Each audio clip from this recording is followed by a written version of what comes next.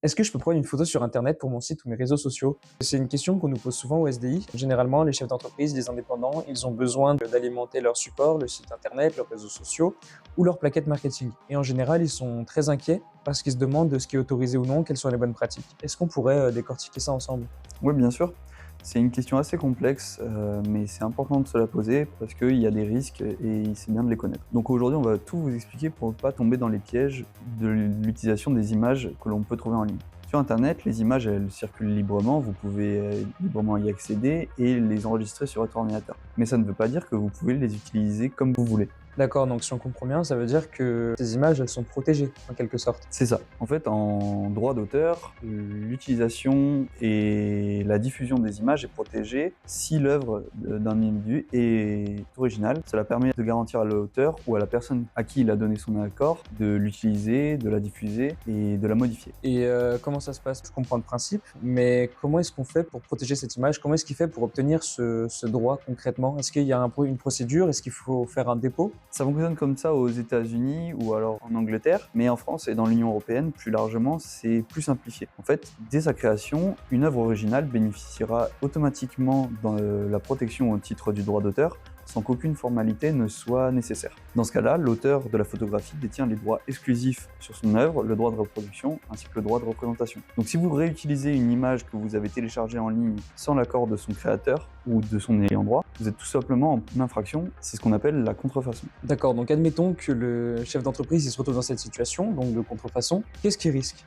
En théorie, dans les situations les plus sensibles, ça peut aller jusqu'à 3 ans d'emprisonnement et 300 000 € d'amende. Après, en pratique, souvent, on passe par la voie civile avec des règlements amiables. Et dans ce cas-là, vous aurez des dommages et intérêts à verser au propriétaire de l'œuvre contrefaite. Par exemple, imaginons que vous êtes un restaurateur et que vous souhaitez illustrer votre plat du jour sur vos réseaux sociaux avec une image que vous trouverez en ligne. Si vous utilisez une image et que vous ne vérifiez pas si elle est libre de droit ou non, vous pourriez être poursuivi par son auteur ou par une société mandatée en ce but pour contrefaçon. D'accord. Si je cite la source ou que je mentionne l'auteur, est-ce que c'est tout de même toléré? Non, en fait, même si vous mentionnez la source et le nom de l'auteur, ça ne suffit pas à rendre l'utilisation licite. Le seul moyen d'utiliser un média librement est soit qu'il soit placé sous licence libre expressément par son auteur, ou qu'il soit tombé dans le domaine public.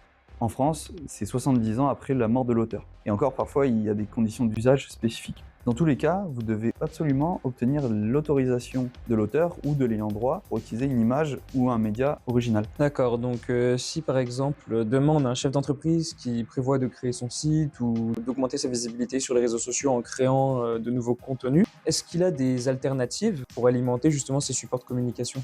Bien sûr, les chefs d'entreprise ont plusieurs solutions qui s'offrent à eux.